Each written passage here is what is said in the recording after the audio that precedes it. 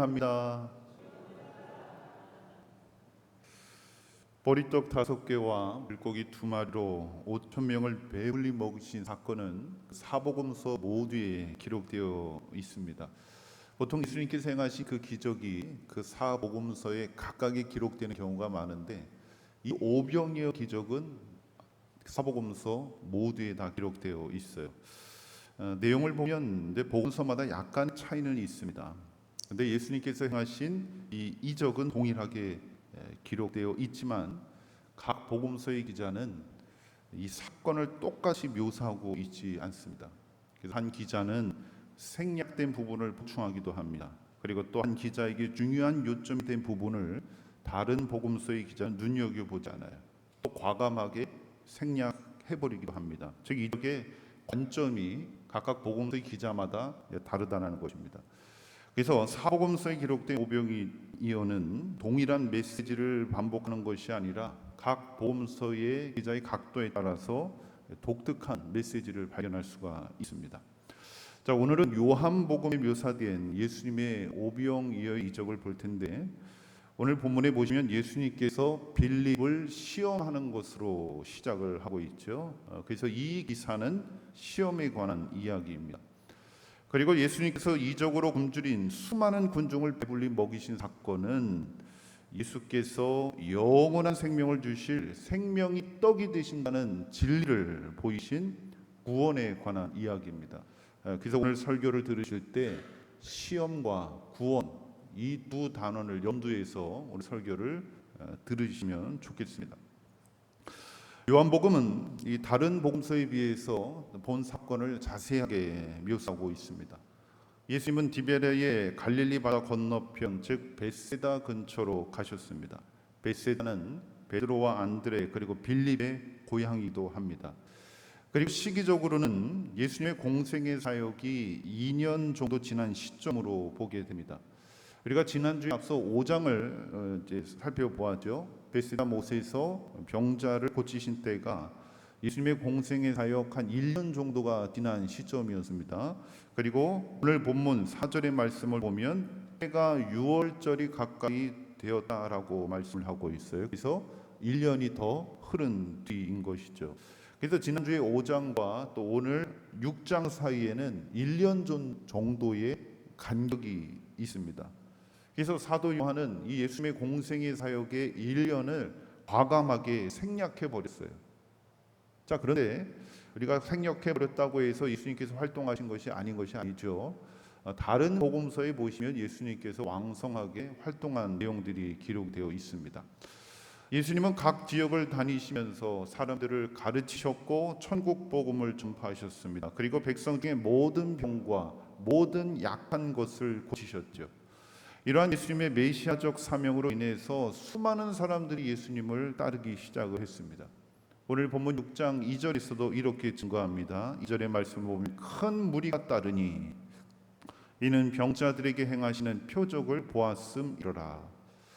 더욱이 유대 명절인 유월절이 가까워져서 더 많은 사람들이 예수님에게 몰려들고 있었습니다. 4절의 말씀을 보면 마침 유대인의 명절인 유월절이 가까운지라 5절에 예수께서 눈을 들어 큰 무리가 자기에게로 오는 것을 보시고, 사람들은 예수님을 따라왔고 하루 종일 예수님을 애워싸고 있었어요. 예수님은 그들에게 복음에 대해 설교하셨습니다. 그리고 아픈 사람들, 병자들을 고치셨습니다. 그렇게 예수님께서 이 사람들에게 사역을 감당하시는데 시간이 어느덧 저녁 낮을쯤 되었습니다. 그리고 주님은 사람들이 굶주린 것을 아시고 빌립을 부르시죠. 그리고 이렇게 물으십니다. 5절에 우리가 어디서 떡을 사서 이 사람들을 먹이겠느냐. 주님이 빌립에게 이 말씀을 하시면 빌립에게 의도하는 바가 있었기 때문이죠. 성경은 이렇게 말씀합니다. 6절에 이렇게 말씀하시면 친히 어떻게 하실지를 아시고 빌립을 시험하고자 하심이라. 예수님은 당신께 모든 사람들을 먹이실 계획을 하고 계십니다. 근데 그 방법을 빌립에게 묻고 계십니다. 왜 빌립에게 질문하셨나요? 빌립을 시험하기 위해서 질문하셨다고 하고 있죠. 성경에는 시험에 관한 두 가지 헬라어 표현이 있습니다. 자, 한번 화면을 보시고 뭐 어려운 용어이지만 그냥 잊으셔도 돼요. 화면에 보시면 이제 하나는 도키마조라고 하는 단어가 있습니다. 그리고 또 하나는 페이라조라는 단어가 있어요. 우리말 성경은 동일하게 시험하다라고 번역을 하고 있지만 엄밀하게는 완전히 다른 말입니다. 도키마조는 이 신앙의 성장에 도움을 주는 시험입니다. 그러니까 신앙의 성장과 성숙을 위한 목적으로 시험하는 것이죠. 그래서 긍정의 결과를 예상할 수 있습니다. 반면에 페이라조는 그 사람의 잘못을 찾아내거나 거부하기 위한 목적을 가지고 있어요. 그래서 부정의 결과를 예고합니다. 파멸 또는 멸망의 결과가 있게 됩니다. 그래서 이 도키마조, 이 페이라조라고 하는 이 단어 속에 오늘 빌립이 당한 이 시험은 무엇일까? 바로 페이라조라는 것입니다. 지금 빌립에 무언가 잘못된 것이 있죠. 그래서 이 잘못된 무언가로 인해서 빌립은 시험, 페이라조를 당하고 있는 것입니다. 예수님의 질문에 빌립이 이렇게 대답을 하죠. 7절의 말씀을 보면 각 사람에게 조금씩 받게 할지라도 200데나리온의 떡이 부족하리이다. 자, 빌립이 문제 해결을 어디서 찾으려고 하고 있으니까 각 사람에게 조금씩 받게 한다입니다. 지금 예수님 주변에 모인 사람, 그러니까 장정만 보통 숫자를 세게 되는데 그 인원이 5,000명이 됩니다. 그래서 어린 아이, 그다음에 나이 드신 노인들까지 생각해 보자면 적어도 15,000명에서 2만 명 가까운 아주 큰 무리가 예수님 주변에 있어요. 근데 그 사람들을 먹일 때 가장 현실적인 방법은 조금씩 돈을 거두면 되는 거죠. 소위 회비를 거두면 됩니다. 그래서 지금 빌립이 그렇게 이야기를 하는 겁니다. 지금 빌립은 굶주려 있는 민중에게서 이 문제의 해결을 찾으려고 하고 있어요. 이것이 빌립의 문제라는 것이죠. 근데 안드레의 대답은 어떻습니까? 9절에 여기 한 아이가 있어 보리떡 5개와 물고기 2마리를 가지고 있나이다. 그러나 그것이 이 많은 사람에게 얼마나 되겠사옵나이까. 자, 분명 안드레는 부족한 믿음을 가지고 있어요. 이 작은 이 음식이 이 많은 수많은 무리들 먹일 수 없다는 거죠. 그러나 문제의 해결을 사람에게서 찾는 것이 아니라 예수님께 돌리고 있습니다. 안드레는 예수님의 인격과 능력에 대해 순수한 믿음과 신뢰를 보이고 있었습니다. 물론 부족한 믿음이에요. 예수님께서 이것을 통해서 해결하실 수 있는 그 담대한 믿음은 여전히 부족했던 것이죠. 여러분, 하나님께서 우리에게 어떤 믿음을 갖기를 원하실까요? 예수님께 대한 순수한 믿음을 가지십니다. 오직 그분만을 신뢰하고 오직 그분만이 하실 수 있다는 믿음을 갖기를 원하십니다. 여러분, 예수님께서 하실 수 있고 예수님께서 모든 문제를 해결하실 수 있는 그 믿음을 가지시기를 축복합니다. 지금 빌립과 안드레의 대답에서 예수님의 그 빌립에게 질문하신 뜻을 발견할 수 있죠. 바로 믿음 안에 있는가 하는 것입니다. 고린도후서 13장 5절의 말씀을 보면 너희는 믿음 안에 있는가? 너희 자신을 시험하고 너희 자신을 확증하라. 예수 그리스도께서 너희 안에 계신 줄을 너희 스스로 알지 못하느냐? 그렇지 않으면 너희는 버림받은 자니라. 여기서 시험하다라는 단어가 페이라조입니다. 이 페이라조의 시험은 파멸, 멸망의 결과가 예고되어 있어요. 그리고 도키마죠. 이 시험을 확증하지 아니하면 너희는 버림받은 자니라. 버림받게 된다는 것을 말씀하고 있죠. 여러분, 오늘 설교를 통해서 우리의 믿음이 확증받는 은혜가 있기를 축복합니다. 여러분의 자신의 그 믿음이 어떠한 믿음인지를 말씀을 통해서 깨닫기를 원하고 이 말씀을 통해서 여러분들의 믿음이 확증받게 되기를 축복합니다. 자, 드디어 예수님께서 이적을 행하십니다. 11절의 말씀을 보면 예수께서 떡을 가져 축사하신 후에 앉아있는 자들에게 나눠주시고 물고기도 그렇게 그들의 원대로 주시니라. 자, 누가 이들에게 먹을 것을 공급하셨나요? 예수께서 그들의 원대로 주시니라. 빌립과 제자들에게 하신 물음에 대한 해답이 제시된 것이죠. 예수께서. 여러분, 이것이 믿음이에요. 여러분, 예수님께서 어떤 문제든지 예수님만이 분명한 해답된다는 그런 믿음이 여러분 안에 있기를 축복합니다. 삶이 어렵고 힘들고 도무지 해결되지 않은 그런 문제를 사람에게 찾지 마시고 오직 예수님께 구하시기를 바라요. 예수님의 뜻, 예수님께서 뜻하심 안에서 이 모든 문제를 해결해 주실 것을 확신하시고 예수님을 신뢰하시길 바랍니다. 여러분, 예수님께서 떡과 물고기를 가져다가 축사하셨죠. 그리고 모인 무리에게 충분히 먹일 만큼 공급을 하십니다. 그리고 모든 사람이 다 먹고 나서 12광주리가 남았다고 하고 있어요. 여러분, 얼마나 놀라운 일입니까? 표적을 따라 예수님을 찾아온 사람들이 표적을 경험하게 됐어요. 그리고 그들이 뭐라고 고백을 하죠? 14절에 그 사람들이 예수께서 행하신 이 표적을 보고 말하되 이는 참으로 세상에 오실 그 선지자라 하더라. 그 선지자.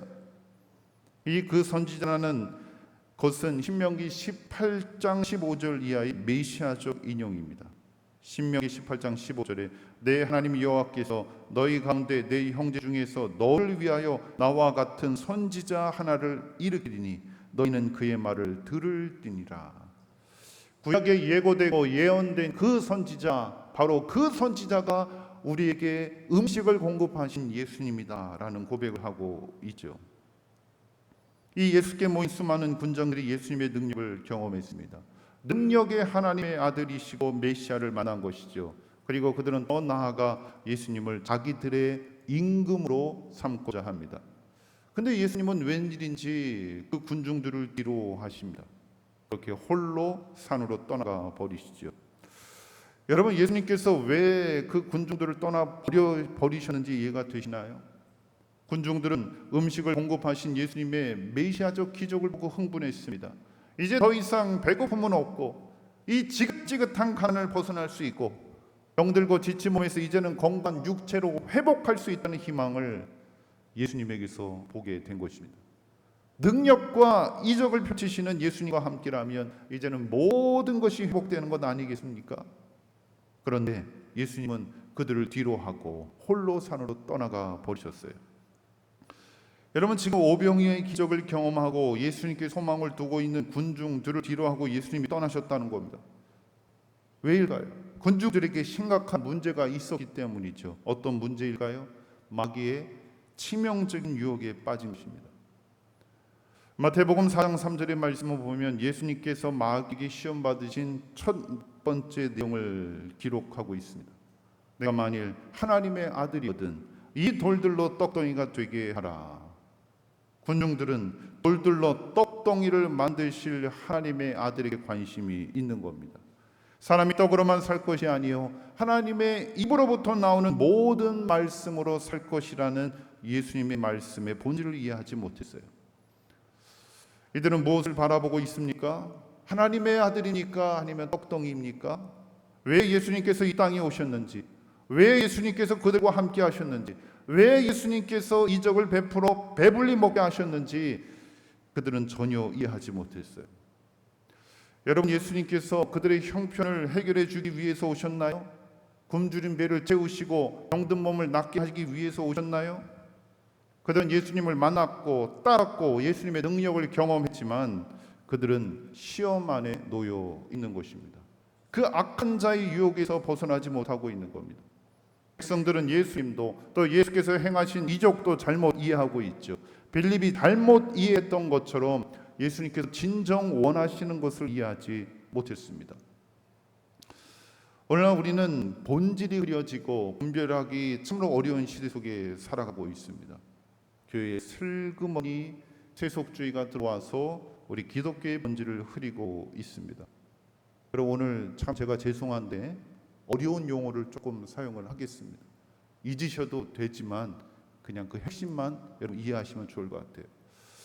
여러분, 영어로 secular라는 단어가 있습니다. 바로 세속적이다라는 말입니다. 화면이 조금 작은데 이 secular라는 이 말이 라틴어 seculum이라는 말에서 유래가 되었습니다. 이 seculum이라는 말이 세상에서라는 뜻입니다. 그리고 또 다른 라틴어 문두스라는 말에서 먼데인 현세의 세속적인 이 말이 파생이 됩니다. 그래서 세속적이다라는 말은 세상의 것을 말합니다. 그리고 더 구체적으로 문두스는 세상의 공간적인 차원으로 우리가 거주하는 이곳을 가리킵니다. 반면 세큘rum은 시간상의 존재로서 현재적 삶인 지금을 가리킵니다. 그래서 이 두 단어가 함께 쓰이면 이 세상의 지금 이곳을 나타냅니다. 그래서 사실 세속적이다라는 이 말의 표면적 의미를 보면 인간 존재의 지금 이곳을 언급하고 있는 것이죠.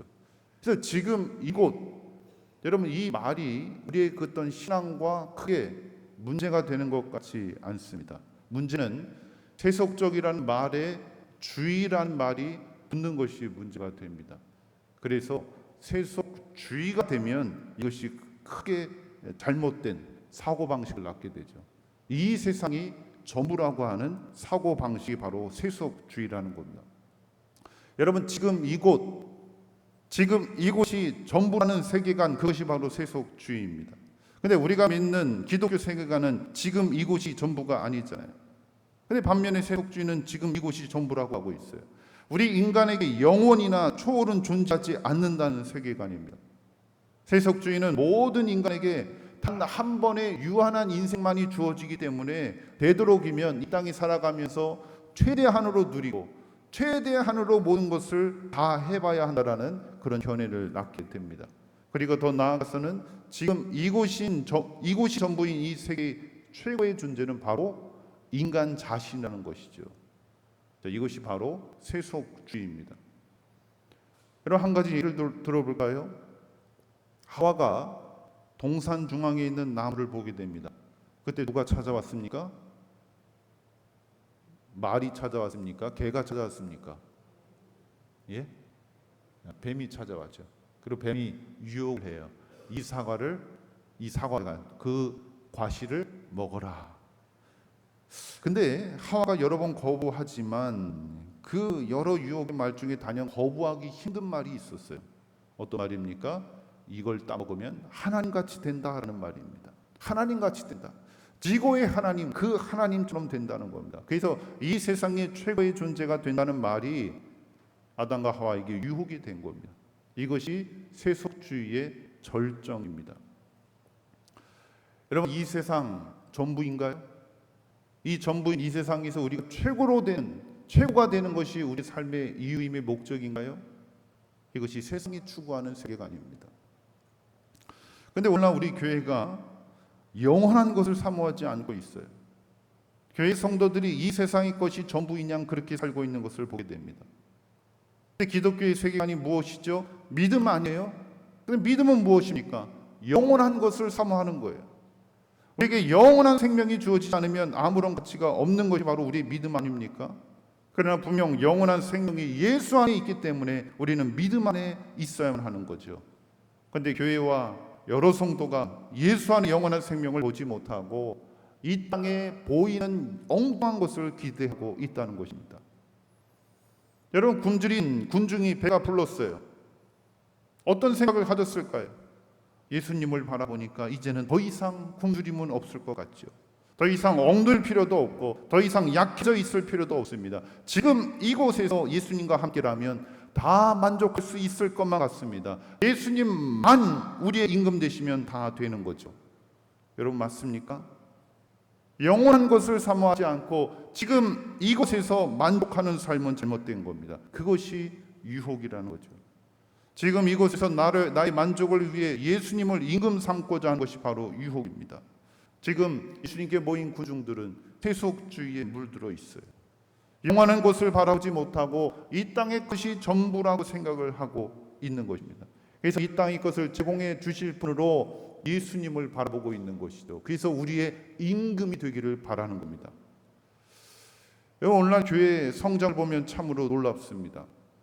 우리 전국에 참 많은 아주 어마어마한 대형교회들이 있어요. 근데 그 일을 해낸 목회자들 또 많은 그 성도들의 헌신을 보면 참 대단하다는 생각이 들어요. 이게 우스갯소리지만 저도 이제 신학교를 다닐 때 그냥 우리 동기들끼리 그냥 흔하게 하는 농담이 있어요. 어떻게 하면 10,000명 목회할 수 있을까? 어떻게 하면 여의도 순복음교회처럼 그런 목회할 수 있을까? 예수님처럼 안정병 일으키고 죽은 자를 살리면 된다라는 겁니다. 그래서 그런 은사 받아야 되지 않겠냐? 여러분 농담처럼 이야기하지만 실제로 많은 목회자들이 이런 일에 열중을 하는 사람들이 있다라는 겁니다. 병고침의 사역, 그리고 여러 은사들을 드러내고 능력 행사를 통해서 사람들의 관심과 주목을 끌면서 교회를 성장시키려는 모습들이 있다라는 거죠. 여러분, 이런 일에 집중하는 목회자 교회가 얼마나 많은지 몰라요. 그리고 이런 것들로 인해서 성장한 교회들도 있습니다. 그러니까 예수님 당시나 오늘날이나 사람들이 몰리는 이유가 비슷합니다. 보이는 것에 열망한 것이죠. 그런데 저는 지금 이런 사역 자체가 문제라는 이야기를 하는 것이 아닙니다. 이런 사역에 세속주의가 물들어 있는 것을 지적한 겁니다. 왜 이런 자극적인 일들로 사람이 모일까요? 아픈 몸이 치료가 되니까 모이겠죠. 질병에서 해방되고 또 신비적 체험 그 자체가 기묘하잖아요. 현실의 어려움이 해결되었잖아요. 그런데 그것이 전부라는 겁니다. 정작 그 이적과 능력을 통해서 발견해야 되는 예수님, 그 예수님이 안중에 없다는 사실이죠. 왜 예수님께서 약한 것을 그리고 병든 것을 고치셨죠? 천국 복음을 전하시기 위해서입니다. 우리에게 영원한 것을 가르치시고 영원한 생명을 사모하게끔 하시기 위해서, 그리고 더 나아가서는 영원한 생명이 예수 안에 있는 것을 알게 하시기 위해서 이러한 이적들을 보이셨다는 겁니다. 병고침, 그 이적 행사, 이 모든 것들이 예수님께서 주로 하셨던 사역임을 여러분 간과하실 것이 아니죠. 근데 왜 그 병고침과 이적을 행하시냐 하는 겁니다. 바로 예수 안에 있는 영원한 생명을 알게 하시기 위해서입니다. 그런데 세속주의가 예수님을 우리의 현세의 삶에 고립시키고 있어요.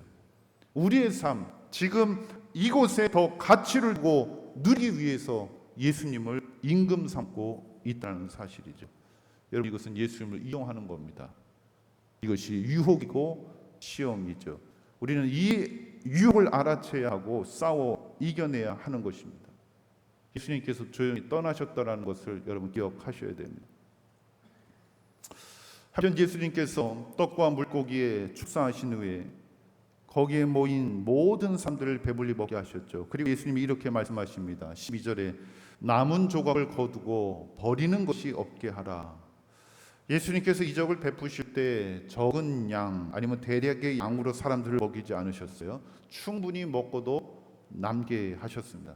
그리고 하시는 말씀이 버리는 것이 없게 하라 있습니다.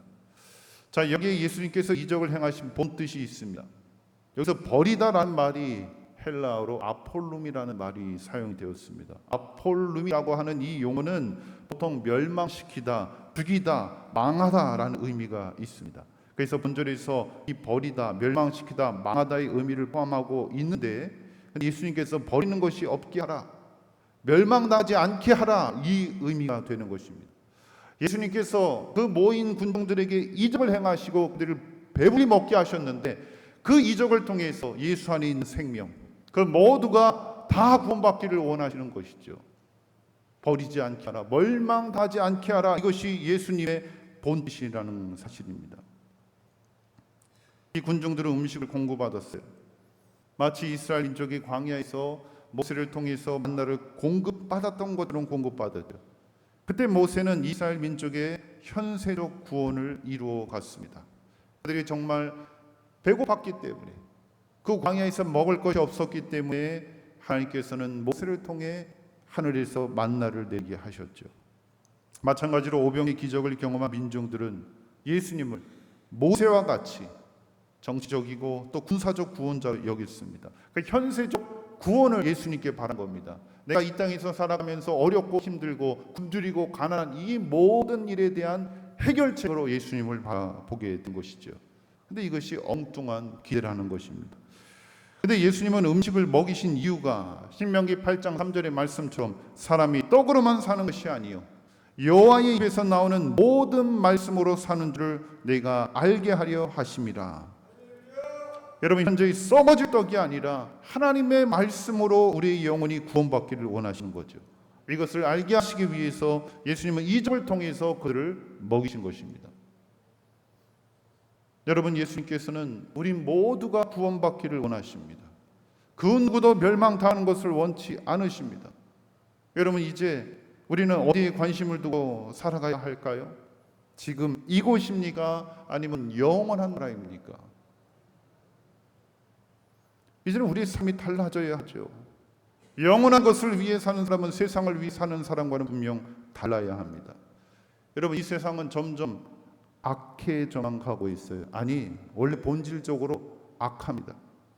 무엇이 옳은지 무엇이 그런지 분간하기 어려운 지경에 이르게 되었죠. 그 말은 즉 예수님께서 오실 날이 멀지 않았다는 겁니다. 여러분, 이 세상은 유한합니다. 예수님이 오시면 다 끝나죠. 그러나 그 끝나는 세상에서 이 세상과 함께 소멸되는 인생이 아니라 우리가 가야 할 하나님의 나라가 예비되어 있다는 겁니다. 그것은 영원하죠. 그럼 무엇을 바라보시겠어요? 무엇을 소망으로 여러분 믿음으로 살아가시겠습니까? 여러분, 더운 무더위가 지속되면서 생활 리듬이 완전히 망가지게 됐죠. 저만 그런 것이 아니라 많은 분들이 참 버티는 것만으로도 참 힘겹다고들 하시잖아요. 근데 무더위는 그래도 버티면 돼요. 조금만 지나면 선선한 바람이 불게 됩니다. 그리고 조금만 더 지나면 아이고 추워 합니다. 그러나 유혹은 버틴다고 되는 것이 아니에요. 그 유혹은 우리를 어떻게든 끌어당깁니다. 우리의 가장 연약한 부분을 잘 알고 그 약점을 붙잡고 끌어당깁니다. 그것이 페이라조가 되는 겁니다. 그리고 이기지 못하면 망하는 거예요. 우리의 삶을 예수 안에서 진리 안에서 어떻게 만들어가는지 집중해야 될 때입니다. 그래서 오늘 설교를 들으시면서 오늘 우리가 두 단어 시험과 구원이라는 이 말을 꼭 기억하시길 바랍니다. 페이라조의 시험은 하나님이 하시는 시험이 아니에요. 여러분, 예수님께서 빌립을 시험하신 것처럼 보이죠? 그런데 이미 빌립은 믿음 안에 있지 못했습니다. 시험의 올무에 이미 빠져 있었어요. 그래서 6절에 보시면 친히 어떻게 하실지를 아시고 라고 하죠. 그래서 빌립의 행동은 이미 정해져 있었던 것입니다. 여러분, 중요한 것은 시험을 당하는 것이 아니라 시험을 어떻게 이기느냐 하는 것이죠. 여러분, 말씀 안에 거하시기를 바랍니다. 페이라조가 우리에게 다가오는 그 유혹이 독해마저 우리를 연단하는 시험이 되어야만 하는 것입니다. 여러분의 말씀을 들으셨다면, 깨달으셨다면 여러분 행하시기를 바랍니다. 이것이 시험을 이기는 방법입니다. 고린도후서 13장 5절의 말씀을 다시 한번 읽어드립니다. 너희는 믿음 안에 있는가? 너희 자신을 시험하고 너희 자신을 확증하라. 예수 그리스도께서 너희 안에 계신 줄을 너희 스스로 알지 못하느냐? 그렇지 않으면 너희는 버림받은 자니라. 여러분, 예수님께서 이 땅에 오신 이유가 우리를 이 현세적 삶을 구원하시기 위해 이 땅에 매이기 위해 오신 분이 아님을 기억하시기를 바랍니다. 여러분, 참되게 예수님을 여러 번 안에 두기 위해서는 예수님께서 우리에게 바라시는 것, 영원한 것을 보여주시고 영원한 것을 기억하며 영원한 것을 소유하기 위해 이 땅에 오셨다는 것을 기억하시길 바랍니다. 여러분의 시험, 여러분 안에 여러분 자신을 시험하시고 그것이 여러분의 믿음이 확증되어지는 그런 놀라운 은혜가 있기를 주님의 이름으로 축원합니다. 하나님 감사합니다. 오늘 말씀을 통해서 우리 신앙을 점검하게 됩니다. 한평생 신앙생활을 해왔지만 그것이 잘못된 신앙이었다면 지금 이 순간 돌이키게 하여 주옵소서. 예수님을 참되게 바라보게 하여 주옵소서. 예수님께서 원하시는 뜻이 무엇인지를 헤아리게 하여 주시고 예수 안에 있는 생명을 발견하며 영원한 것을 사모할 수 있는 우리 모든 심령들 되게 하여 주옵소서. 우리를 돌이킬 수 있도록 성령께서 깨닫게 하시며 돌이킬 수 있는 힘과 능력과 용기를 허락하여 주옵소서. 이 시간 말씀을 붙잡고 함께 기도합니다. 하나님 감사합니다. 주님, 오늘 주신 말씀이 우리 안에 심겨지게 하여 주옵소서. 성령께서 이 말씀을 일깨우게 하여 주시고 진정 우리 주님께서 원하시는 말씀의 본질을 일깨우게 하여 주옵소서. 그리고 주님께서 원하시는 삶, 주님께서 우리의 믿음을 확증하게 하여 주시는 그 의의 말씀을 듣고 깨닫게 하여 주옵소서. 한 영혼도 저희들 버림받지 않게 하여 주시고 이 시간 말씀 듣는 우리 모두가 예수님의 마음처럼 모두가 구원받을 수 있도록 이 시간 은혜를 허락하여 주옵소서. 감사드립니다. 예수님의 이름으로 기도드립니다. 아멘. 우리 결단의 찬양 부르시고 축도로 예배를 마칩니다.